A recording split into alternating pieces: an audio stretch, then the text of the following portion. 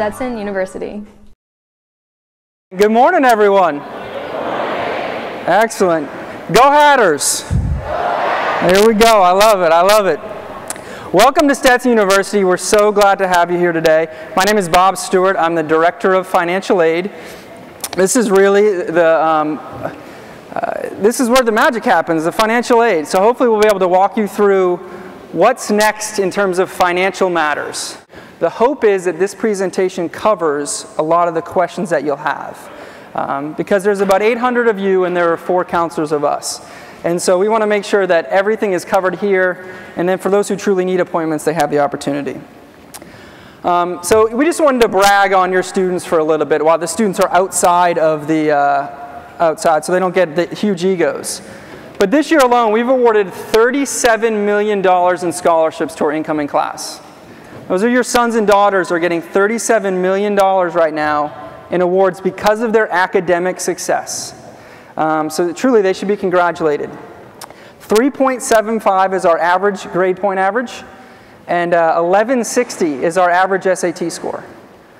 And so we're bringing in the best and the brightest. Your sons and your daughters are the best and the brightest. And so from a financial aid standpoint, how do we reward those students? How do we invest in them? And that's truly through the scholarship process. So what we're going to do is we're going to go over sort of the cost of Stetson. How do we pay the bill, right? That's really at this point, at this stage of the game, it's how do we pay the bill. So we'll go through the cost. Then we're going to go through how to apply. Most of you have done it already, and so we'll breeze through that. We'll touch on the different types of aid that you've been awarded. Then we're going to go through how to cover the balance. Okay, I have a gap of X. How do I cover it? Then we'll go through some of the billing questions, some payments, and some Florida prepaid. And then we'll give you our contact information. And so that way you kind of have a good idea of what we're working with and how we can help. So first of all, a lot of times people will see our cost, and then they'll also see a different number, a cost of attendance. And so what the actual cost is, like for people who've gotten their award letter, it'll say your tuition, your room and board is this. But there's also a cost to attend school that's not included. And so on your bill, you're not going to receive a bill for books and supplies. You're not going to receive bills for transportation or other personal expenses. But everyone knows those are costs associated with going to college.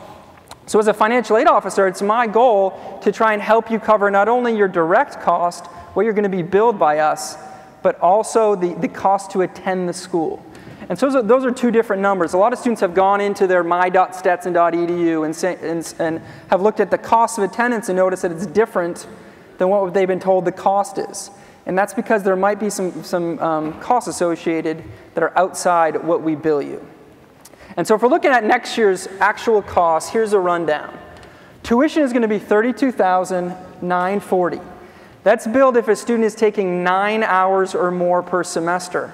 However, for financial aid purposes, a student has to be above 12 hours. So in reality, we're looking at students who are taking 12 credit hours or more. Then we're going to look at fees at $2,138. Those are general fees, student technology fees, a lot of fees associated with the ability to have things on campus that support students, whether it be computer labs being open 24 hours, whether it be free attendance to concerts and things like that, or some of the best speakers that we've seen come in. Some of those fees are attached to that.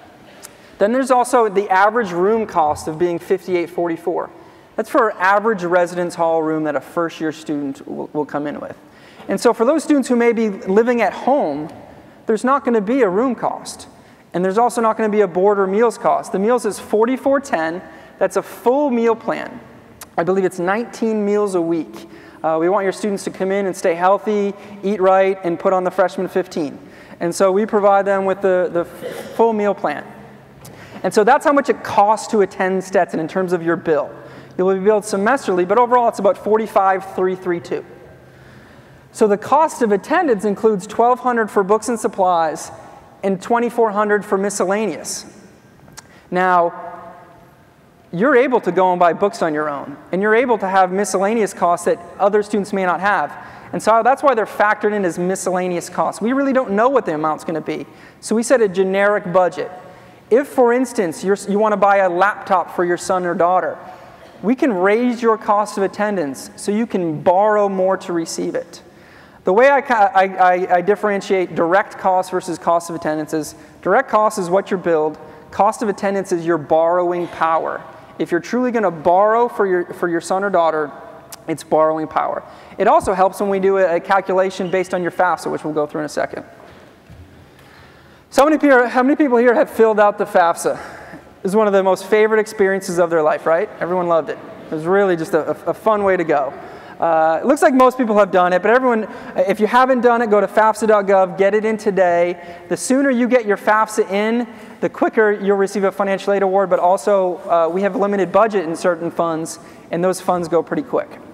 And so this will determine your overall eligibility. So if you haven't done your FAFSA, we weren't able to award you any kind of grants or loans or work study. So the government determines need-based eligibility basically by calculating your EFC. That's one number everyone in the room should be aware of. What is your EFC, your estimated family contribution? It allows us to perform what's called needs analysis. What do you need for the year? Now here's the principle of needs analysis, and this is kind of where Bob has to be rude for just a second. Parents have the primary responsibility for paying for their son or daughter's education. It's not up to the school, it's not up to the state government, it's not up to the federal government. Parents have the primary responsibility. So when you come to me later and say, Bob, I need X number of dollars, what can you do? My question back to you is going to be, well, what can you do? And so we want to create a partnership, but in reality, it's parents have the primary responsibility. Here's the second thing, though. Students also have a responsibility to contribute.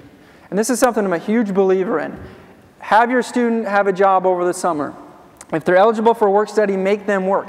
Only 70% of our students that are awarded work study ever work their full amount. So let's say you're awarded $2,000, most students are only working up to $1,500 of it. And so they're leaving money essentially on the table that could help pay their bill. And this is the third thing that's really key. Families should be evaluated in their present condition. So if you have filled out the FAFSA based on last year's taxes, but this year there's been a job loss, there's been a divorce, there's been medical bills that have been uninsured and you couldn't write them off on your taxes. Those are things that we can evaluate your FAFSA and make changes to. So if you're in that situation, those are the people that will want to go and set up an appointment right after this, because we can literally give you paperwork to help make those changes. And then what we're going to do as office is we're going to look at your FAFSA and try and distribute financial aid in the most equitable manner possible. And so while you may see a grant and say, Bob, why didn't I get more of this grant? A lot of times it's because we're trying to help out every student in this room and every parent in this room. And so we have to divide those funds up as best we can.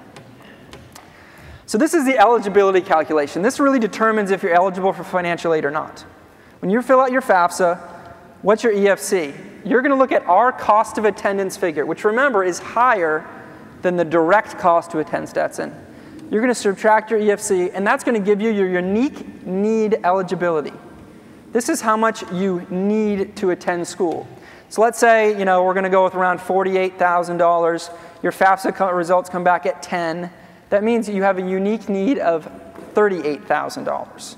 And then as a university, we try and help fill the gap of that need by providing you with Stetson scholarships, which I believe, I'd say 98% of our student incoming classes receive Stetson merit aid or music aid or athletic aid. And then we're going to provide state funding, federal funding, work study, and then student loans. So that's how the calculation comes to play. Now, what types of aid is Stetson offering? And I just touched on it a little bit, but what are the types of aid that you're eligible for? First of all, it's the institutional aid. What can Stetson provide? First of all, it's merit. I would say most students in here have received a merit scholarship, whether it be a Hatter scholarship, a Dean's, a faculty, or presidential. If those names ring a bell, it's because you received a merit scholarship. That scholarship is good for 4 years here at Stetson or 8 semesters, as long as students maintain a 2.75 GPA. If for some reason after their first year they get below the 2.75, they'll go on probation. If after year 2, it'll be reduced 25%. However, every student in here is going to have a 4.0, right? I mean, it's not even, don't even worry about it. But no, it's something to be aware of. Know the requirements of each scholarship. Know what it takes for renewal. Because a lot of times we have students come in and say, well, I didn't know this would happen. A lot of the information is in what we send you. Then there's students who have athletic aid. That's going to be through the coach. And so if you are interested in athletics at Stetson and you feel like you deserve scholarship money for it, talk to your coach. The financial aid office, in terms of athletics, we're really just data entry. We're data entry and compliance. We just make sure that they're following the rules. Then there's also Talent Award. For those students who are musically inclined, who have great talent, we provide what's called the Duckwood Scholarship. For that, you just have to perform in usually a performance program at Stetson in the School of Music, or be a major. There's also, for those students who have a parent, a step-parent, or a grandparent, or step-grandparent, I guess, who attended Stetson, you're eligible for the Legacy Award. Mother, father, grandmother, grandfather. You're eligible for $1,000 of what's called a Legacy Award. So if you haven't seen it on your award and you qualify, come see us. And then there's also Stetson grants available, which is need-based aid. Then the state's going to offer some free money, the Florida Resident Grant, Bright Futures, and Florida Supplemental. We'll go through that in a second. And then there's federal money. For those students who are eligible for Pell Grants, for those students who are eligible for loans and work study. So I went through institutional already. State aid. How many students in here are eligible for Bright Futures? Hey, awesome. Good news. That can apply to private schools within the state of Florida. We estimated on your financial aid award this year that if you were at the 100% level, you receive about $4,000. 75% level, you receive about $3,000. However, our friends in Tallahassee are making it hard for us to get that money. So if anybody has friends up in the state Congress, please call them. Let them know. They're talking about making up to a $1,000 cut on each award. And so this could have serious impacts on Stetson, on your son or daughter, on every school within the state. We don't want to lose our in-state students to schools out of state, and so we want to make sure that they fund Bright Futures to the full level. And so each award, it might be cut $1,000. We're really doing our best to lobby them not to, but it's something to be aware of. So if you're at the academic scholarship right now, we're estimating 4, medallion 3, but that could be lowered. Also, the Florida Resident Grant. That's just if you're from the state of Florida. You just need to fill out a form with us and send it on in. However, the state, again, is looking to cut that about $300 per student. And they're also looking to make it need-based. And so I don't mean to sound like I'm begging, but if you have any friends in Tallahassee, seriously, give them a call. And then there's the Florida Supplemental Grant. If your EFC, that number, that expected family contribution, is below $6,080, you're eligible for FSAG. Now, you had to get your FAFSA to us on time, but that could provide up to $1,750 extra to help you attend Stetson. And so I added a little caveat at the bottom this morning, decided by state legislature. So just be aware that the numbers on your award are estimated at this point. And we'd love to provide you with what's on those awards. So the more we can do to let the state know what's important to us, the better off we'll be. Here's the federal aid.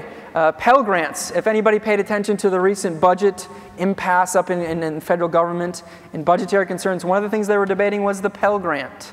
The good thing is for next year, they've kept all Pell levels the same.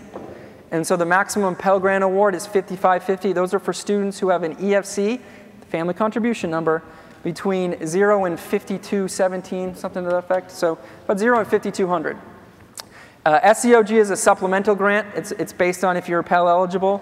They just cut that, I think, $20 million up in Washington, but I don't think it'll have a big impact on Stetson because we only get about $400,000 in that. Then Stafford loan. Everyone here in this room, every student is eligible for Stafford loan. It's a great investment opportunity for your son and daughters to take some ownership of their education and also to borrow at some really good rates. Subsidized loan is where the government will pay the interest for you while you're in school. So when you borrow $3,500 and when you graduate, it's truly going to be $3,500. It's essentially free money for the years you're in school. And then when you graduate, you have 6 months before you have to start paying it off. So all of these you don't have to pay off till post-graduation. Unsubsidized loan is Bill Gates' son or daughter could get an unsubsidized Stafford loan. And that's 6.8% interest rate. And that is accruing while in school. So that's not as good as a subsidized loan, but it's still a good option. And again, that doesn't have to be paid off till after school. Then there's a Perkins loan that's based on need. This is one area where if you do come over and talk to our office, we may have some ability to move some funds into the Perkins loan.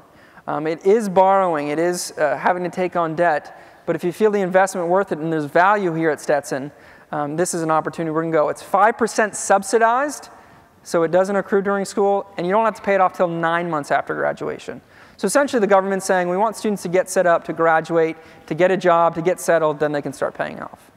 And then there's also federal work study, which is my favorite program on campus. This is where a student gets a job on campus and is able to work and earn money, whether it be for money for their pocket or money to go to their tuition bill. During their junior and senior year, a lot of times they'll get work study money and they'll be placed in a job that will help their career. And so it's able to be provided, it helps them with their resume, helps them with career building. So it's not just it helps them with tuition, but it's also helping them with their career field. The one caveat with federal work study, for those students who have seen it, who have been awarded it, it does not appear on your bill. And so if you see work study on your award, it's not going to appear on your bill. And so what you're going to do is you're going to take the award amount. Let's say you get $2,000 in federal work study, right? You're going to divide that up based on the money and the pay rate. So if you have $2,000 divided by $725, that's $276 over 30 weeks. It's 9 hours a week. So there's no reason in my mind a student can't work 9 hours a week to help their parents come up with an extra $2,000. But the caveat is the money's not going to appear on that first bill. And it's just because so many students don't work it that they can't count it as a resource at this point. And so when you go to pay your bill, you're going to say, this semester it's $1,000 shorter than my award. It's probably because of work study. Now, VA benefits. If you're eligible for VA benefits, really the work, and this is, it's hard to say, but the work is on you in a lot of ways. You're going to have to come to us with transferring your VA benefits. You're going to have to do some paperwork through the VA. So apply through the VA first. And then once you receive approval, that's when we can get involved. And so a lot of families come to us and say that they want us to start the VA paperwork. But because it's so secure, they're the ones that kind of have to start the VA process. So you apply, you receive approval through the VA, and then we'll complete some eligibility forms, and we'll have you complete some eligibility forms, and then you'll submit some copies. But a lot of times, the VA benefits can help cover a good portion of our tuition. And the one thing is about, you can also check with the VA to see if you can transfer your benefits to your son or daughter if you have Veterans Affairs benefits. So, My.Stetson.edu, is anybody familiar with My.Stetson? Have they seen it? A couple hands. This is your student, this is the student's portal. So it's really not a parent portal. But I wanted you to know that this is where your students will be able to see any changes in your financial award. They'll be able to see the balance. There's no reason why students will say, well, I didn't know XYZ happened, because everything is in here. And so work with your student on understanding this process and having them log in and be aware of this. However, this is their portal. Go ahead, you had a question?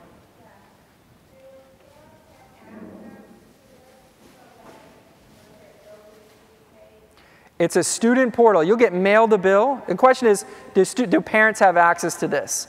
That's something that you'd have to work out with your student. From my perspective, it's a student portal. I'm not going to give a parent access. But if you work out with your son or daughter, that's something that they may give you access to. You're going to get mailed a bill every month. And so that's where you'll truly see the billing options. So this is a great student portal. So make sure that the students really know what's going on in there. And that way, if you have any questions, you can call them directly. And they can look it up that minute. It's up to the minute. So the key question we have for today is, how do we cover the balance? Bob, you said the cost to attend Stetson for next year is going to be $45. My financial aid only covered $40. I have $5,000 left. What can we do to cover this balance? And so we're going to kind of go through the ways of how can we pay for Stetson? How can we pay for the rest of the bill? Go through the monthly payment plan. Stetson has a monthly payment plan where you just set it up at the beginning of the semester, pay monthly, and you're good to go. There's Florida Prepaid for those of you who have Florida Prepaid. Then there's parent loans and private education loans. These are ways that you can help your son or daughter invest in themselves, because truly this isn't just a 4-year investment. It's an investment over the next 40 years. The research has shown that no matter what debt a student has, they'll always pay their student loans first, because I think they feel like most students, the emotional response is, that was an investment in myself. Now, monthly payment plan. It's going to require a $100 non-refundable application fee per semester. And so instead of charging interest, which really could get costly for some families, it's just a flat $100 fee. And then they're just going to break it really into 20% down payments. And then payments will be due on the 15th of each month, and then application is going to be included in your July bill. In fact, student accounts, this is the office that is going to handle this process. Financial aid helps you pay for it. Student accounts is where you pay your bill. They'll have paperwork available today. They'll be open today. But we'll send that to you in your July bill. We're actually working to try and get you June bills. And so that's a goal that we have, that we're working with student accounts to get a June bill, and that application will be included. And so basically, if you have $5,000 for the year, it's $2,500 per semester. You add the $100 to it and divide it by 5, and that's what your monthly payment plan will be. And so that's just a basic way of splitting up your monthly payment plan. So if you look at your financial aid award and it's 45, and your financial aid award is 35, then you have 10. That's 5 each semester you have to cover. Florida prepaid plan. These are rates based on this year. They haven't released 11-12 rates yet. So went too far here.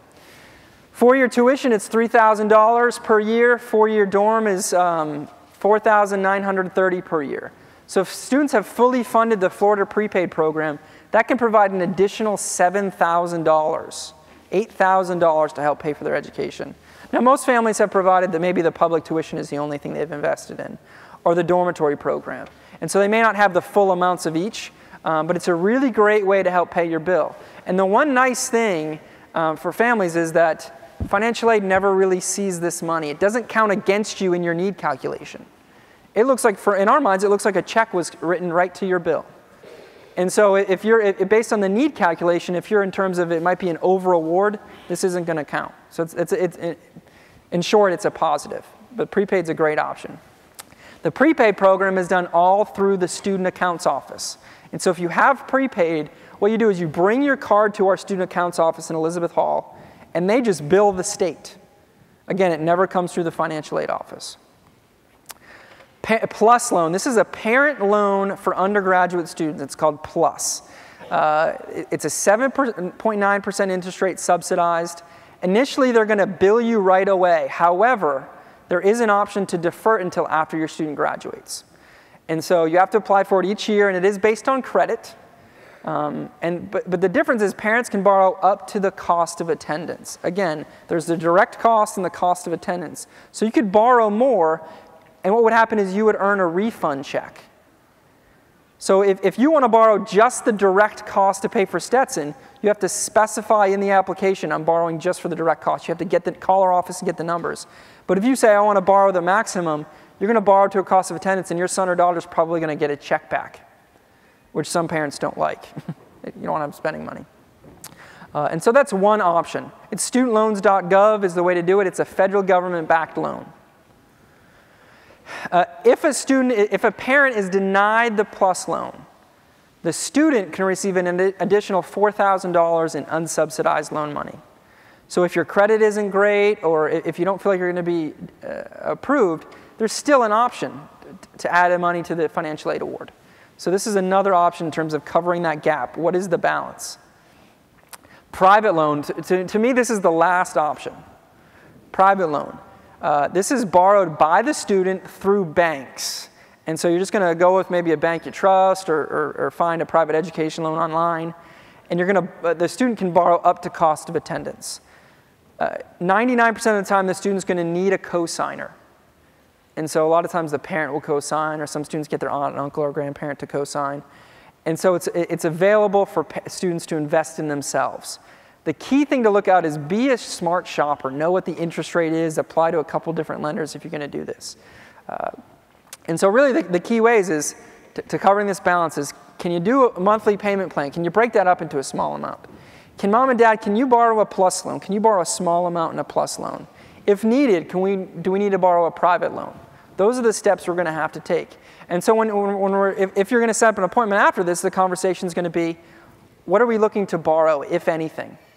Is there an effort to borrow to pay for this? The Bursar's office, that's where you're going to pay your bill. This is a student account office. You're going to get your monthly billing statements from them. You're going to get your payment plan from them. Make payments, any billing questions, and then that's where your Florida prepaid is. They're in Elizabeth Hall, so afterwards you take out your campus map. You're actually going to be walking to Elizabeth Hall. You may want to go and say hi to Brian and Candy and Mickey in the Bursar's office. It's a fantastic office. They work extremely hard to help with families. Again, bill is due August 25th for fall. That's the last drop-dead date that you can sign up for a monthly payment plan, that you can pay your bill. That's essentially the first day of classes. And so the bill is going to be sent to the student's permanent address, and they're going to get a bill. And so you have to have the bill paid by August 25th. Now what that means is you can either have it paid in full, whether it be through check, card, or parent loan or private loan, or you can sign up for the monthly payment plan. Those are your options, but the balance must be covered. You cannot come to Stetson with a balance on your account unless it's a monthly payment plan. Now the fall charges, it'll be half of your direct cost. Again, it's not going to include the student employment awards. And here's some fee information for your borrowing if you're going to borrow. So if you're borrowing a Stafford loan, you borrow $2,000 for the year. It's $1,000 per semester, but really what pays out is $995. So the federal government is taking a 0.5% origination fee. And the parent loan is a 4% fee taken out by the government. So, key thing with financial aid is to make sure you pay attention to your mailbox or inbox. A lot of times in financial aid, we need documentation. Anybody here know if they've been selected for verification? Anybody? A couple hands. Verification is a process where the federal government asks the school to review your tax information. They say, we want to look at that person's information because we're probably going to be giving them a lot of grant money and we want to see if it's for real. And so pay attention to the mailbox from Stetson, especially from financial aid, all Stetson mail, but especially our office, because we want to see this documentation. We cannot pay out your financial aid if we don't receive this documentation and you've been selected. So, and then financial aid award and bills all through My.Stetson as well. Appointments today. And so right after this, it's about 10:10. We're going to end right on time. You're going to leave to your next appointment, which is in the chapel, which is on Elizabeth Hall, and people will direct you. But right outside to your left when you leave, you're going to notice we have some of our financial aid team ready to sign you up for appointments. And they're going to sign you up with the 4 financial aid counselors that work within your alphabet group. For instance, I'm the financial aid counselor for students S through Z. And so they'll get you with an appointment. The one thing we're going to need is have your student's ID or Social Security ready. If it's just a basic question about paperwork, I just want to recap everything, see if anything's missing, I would really encourage you to look at maybe doing a phone appointment, or if you're local, come back and sit with us. Just because, again, there's 4 of us and there's a whole lot of you, and we want to try and serve anybody, especially the families that have the most pressing questions. And so while I'm going to be around a little bit afterwards to answer some questions. I have my associate director to answer some of the generic questions. But make sure the appointments that you're setting are truly because it's concrete needs. Not that I don't want to meet with every one of you, I do. But we also know there's a whole lot of you out there. So, now the recap, what we talked about. These are the key things I want you to walk away with. What's the difference between cost and direct cost? Knowing that, knowing what your bill is going to look like. What are the types of aid we had? And then how do you cover the balance? Monthly payment plan, private loan, parent loan, those type of things. How do you cover the balance? And then look out for correspondence. Stetson University.